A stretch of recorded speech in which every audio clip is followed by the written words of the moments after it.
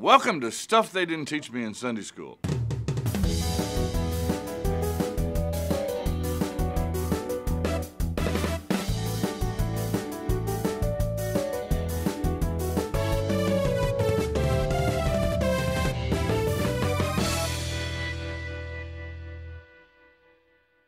There's a story that comes up right after the story of Jephthah that I actually think is kind of funny and illustrates disunity in this nation.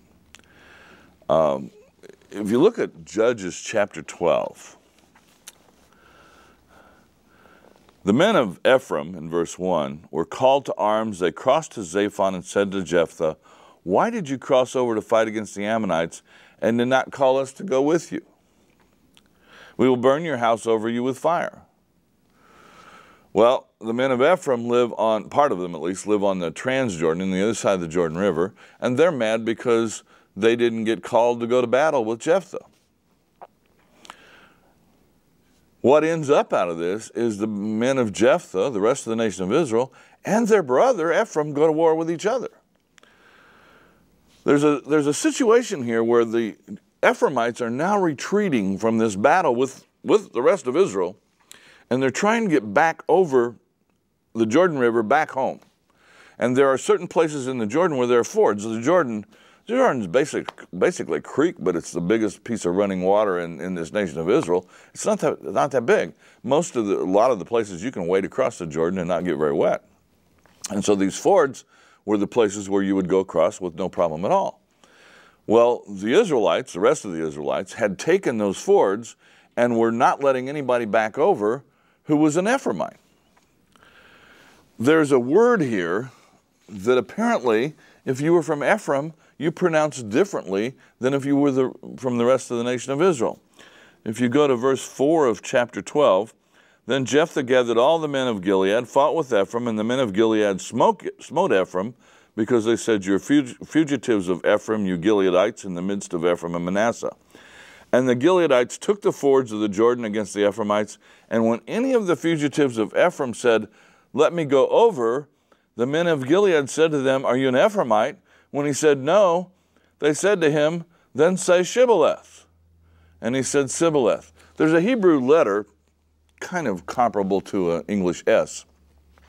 It looks like a handwritten W.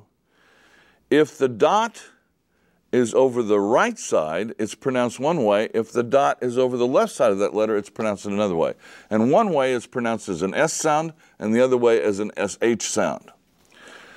Apparently, the Ephraimites could not get that SH sound. They didn't say it. It wasn't part of their vocabulary. And so as they're standing there coming across the river, the rest of Israel would say Shibboleth. And if the Ephraimites said Sibboleth, they killed them. And if they could get Shibboleth outright, they could cross over.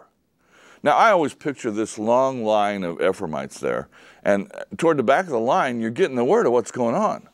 I would think they'd be practicing, wouldn't you? I'd be back there going, Shibboleth, Shibboleth, Shibboleth. Apparently, when they got to the front of the line, though, after all this Shibboleth, Shibboleth, what came out was Sibboleth, and they got killed. The story, I guess, has a bit of humor if you have a little bit of a sick sense of humor, and I suppose I do. But it also illustrates a nation that's not a nation that's a group of loosely linked tribes and sometimes not very much linked at all, because in this story, this nation has gone to war against itself. God is going to have to step into this situation one of these days and pull this nation together, and he will do it.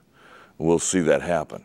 He steps into your life and mine too, pulls us together as part of his holy Christian church, pulls us together around word and sacrament, pulls us together as his people. This nation, still divided, needs that kind of intervention from its God.